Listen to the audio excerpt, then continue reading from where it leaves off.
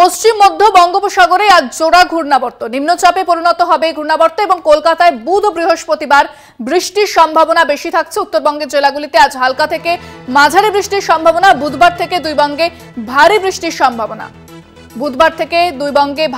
সম্ভাবনা। বুধ এবং বৃহস্পতিবার বৃষ্টিপাত বাড়বে বলে জানাচ্ছে হাওয়া অফিস। নিম্নচাপে পরিণত হচ্ছে ঘূর্ণাবর্ত, উত্তরবঙ্গের জেলাগুলিতে আজ থেকে হালকা মাঝারি বৃষ্টির সম্ভাবনা।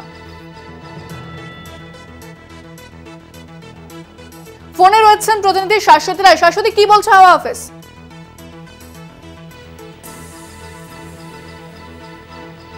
শাশ্বতী, শোনা যাচ্ছে?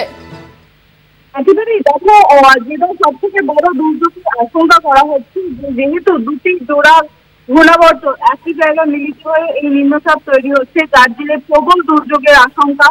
এবং এই নিম্নচাপ অর্থাৎ এই যে সাইক্লোনিক সার্কুলেশন দুটো অবস্থানরত পশ্চিম মধ্য বঙ্গোপসাগরের উপর, সেই দুটি সাইক্লোনিক সার্কুলেশন এক জায়গায় হয়ে তৈরি হবে নিম্নচাপ, এবং এই নিম্নচাপ ধীরে ধীরে পশ্চিম থেকে উত্তর পশ্চিম দিকে অগ্রসর হবে এবং এর জেরে বৃষ্টি জারি থাকবে বাংলা, বিহার, ঝাড়খণ্ডের একাধিক জায়গায়।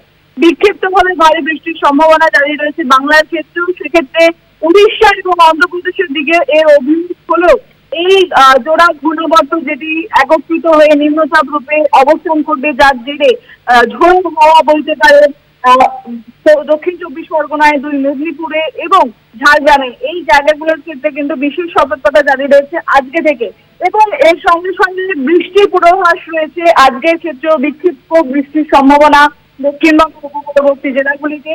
এছাড়াও বৃষ্টি হবে উত্তরবঙ্গের ক্ষেত্রে, উত্তরবঙ্গের 8টি জেলাতেই হালকা থেকে মাঝারি বৃষ্টির সম্ভাবনা জারি রয়েছে।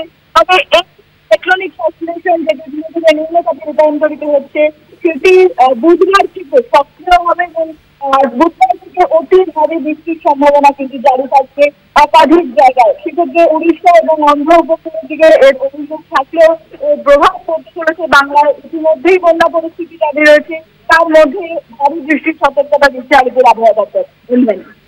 ধন্যবাদ শাশ্বতী। কথা বললাম প্রতিনিধি শাশ্বতী রায়ের সঙ্গে।